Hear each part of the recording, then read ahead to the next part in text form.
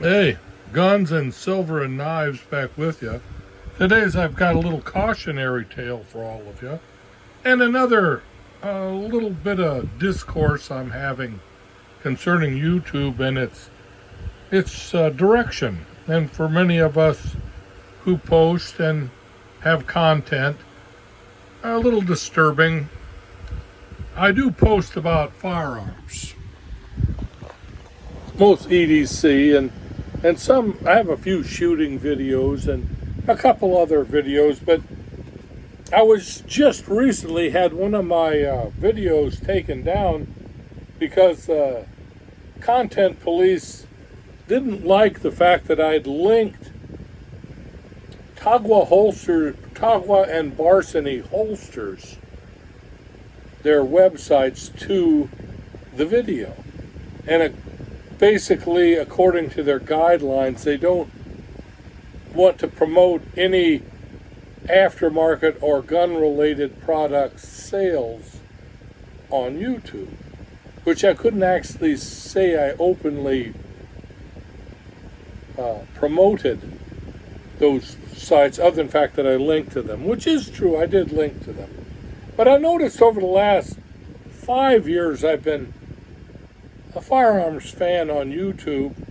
I've started watching, Kentucky Ballistics and Hickok 45 and Matt Carricker's variations on Demolition Ranch, which that's gone now. Partly I think because he kind of burned out and made enough money that he didn't have to do that anymore. He also has veterinary offices and other businesses. But the fact that it became more and more difficult for him to post and promote his site on YouTube should be a little bit concerning to all of us. Demonizing firearms on basically this Google platform, YouTube, has been increasing across the board, plus different kinds of free speech. They've been auditing free speech for a while, which if you get, to tell you the truth, that's why they have the questionnaires when you format a video. Is this kid related or is this some kind of thing? They don't take their own advice in that they're going to control themselves out of posting people who are willing to sit down and make videos. Okay, now my main concern is not guns today, because I'm not really that big a gun poster anyway. I do like collectibles, silver, I've done books, tools, all kinds of things. But knives are of a concern to me now, in that you have countries like in Europe, but let's say the United Kingdom, who has a kind of nanny state at the moment, and they've had several of their premier actors and performers and mouthpieces complaining about knives lately. And I post about knives. I like knives. This knife is completely illegal for the average citizen to purchase in the UK. The Odenwolf W Scandi. Because of course you're not going to be a hunter or a woodsman or basically anything in England right now. Unless you're a Muslim, you can walk down the street as long as you keep this hid away in your mosque, right? I know that's negative thinking, but damned if it's not true. They have maybe a 3-inch blade law in the UK. This is about a 4 3/4 inch blade. 4 3/4 inches.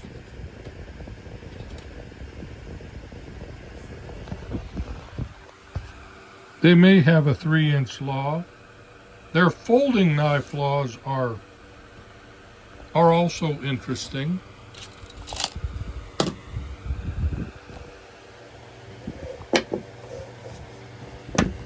The Civivi Elementum. I believe it might be over 3 inches.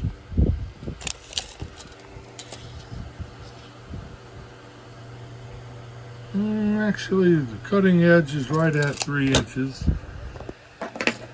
I don't know how many countries have laws, strict laws concerning knives, cutlery. I think kitchen cutlery. Buy an Amazon steak knife set, and you get the police after you, thought police, and God, now they have the internet police where they can come after you for posting something they think is going to hurt feelings.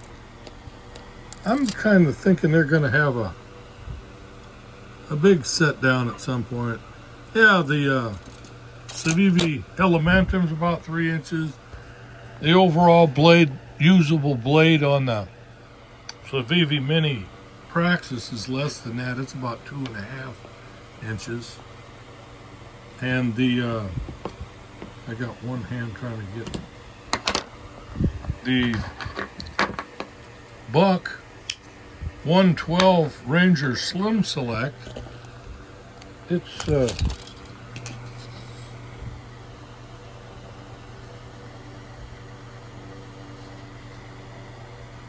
actually, it's hovering in there about 2.5 inches. So my concern, and it's not baseless, is that eventually YouTube is going to nanny up so badly that we're going to have to limit, tremendously throttle back our knife choices and selections, and of course you won't be able to link to any source for buying knives, like a Buck website or Civivi website or a Odin Wolf website. Any website or manufacturer of any kind of item, sheaths, whatever it is, that could be, it probably will get throttled back at some point. I'm not really sure what's going to be available to watch on YouTube in the long run, but I don't care. I'm getting to the point where I'm honestly going to step away from a lot of this content creating that's outside of my strength. One is writing. I'm a writer. I have my book channel as well, my WC Quick author channel that I can promote on and kind of push forward. And I have other platforms, one being I was on TikTok. I'm going to go back to TikTok now that they've got a deal, trying to clean it up with China so they don't steal your copyright products. But the other is X, formerly known as Twitter. I find that to be a very open and freedom of speech based platform, and I can promote my work there just as well. Knives and everything else too. Anything creative or produced or services, I'm all for promoting and helping people make their lives fruitful and worth living. Facebook, not so much. Instagram, not so much. They're all nannied up. Rumble is a good site also, but it's real slow to get going on. It has a worse viewer ratio than YouTube does. And by that I mean that when you post your content on YouTube, say you're going to post a video about your buck knife collection or whatever, if you follow your analytics, if you have a 15-minute video, you might get a minute and 30, a minute and 45 seconds total view time on that video, like 1/10 of your video production is going to be viewed by the majority of the people, even the ones that are interested in the topic. Sometimes people just wander along and somehow the algorithm pushed your knife channel into their world, and some are shocked by it, some are unhappy, some complain. Others just look at it for 10 seconds and move on.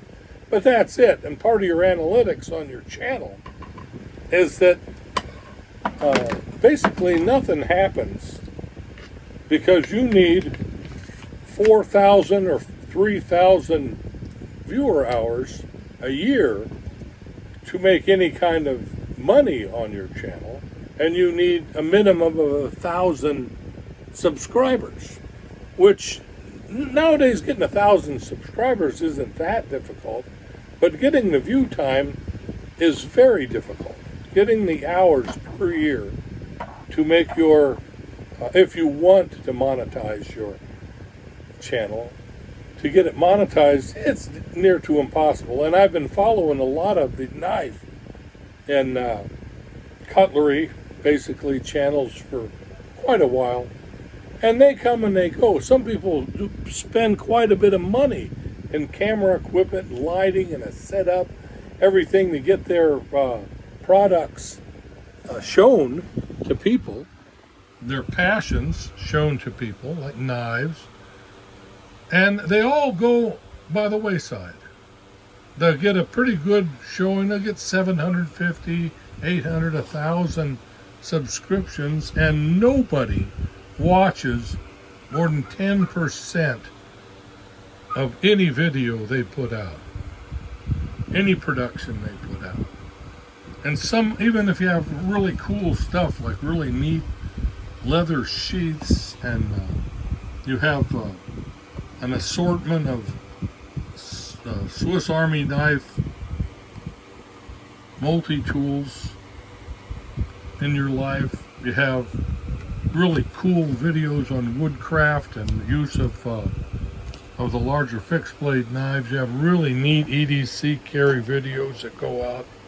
Again, you will get, no matter what the length of your video is, even shorts, you will get maybe 10% of the actual view time of what you've spent making that video into reality, which isn't going to get you 3,000 to 4,000 viewer hours a year.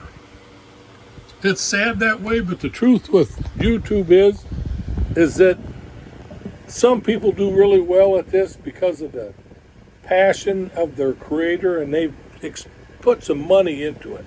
I can think Melissa Miller does a 5-star, beautiful, wonderful content, really puts effort into it. My guess is that while she has a tremendous subscription base, she still doesn't get more than 15 or maybe 20% of viewer time on any video she puts out. If she gets 50% viewer time from the majority of the people, I just don't believe anybody gets that. What her really cool thing is that she's popular enough, and a lot of people are popular enough to get a huge subscription base, but still less than 50% viewer time. So if you're at 1,000 subscriptions or under that, the chances of you getting any kind of promotion base that pays money is just not going to happen. And then now with it coming up that they'll probably take away your ability to create content on knives, spoons. Nanny state's going to happen here too. So this is just my lament today on knives. I still like knives, love knives. Love EDC carry, love the creative and kind of imagination that a lot of people have that come up with different stuff, different crafts, metal work. it's just wonderful, but it's going to go by the wayside because we've let people take away our choices, our personal choices, for something that they deem is security, but it's not. All right, so much for my rant today. God bless all you knife nuts. Remember that Jesus Christ loves you, and be well.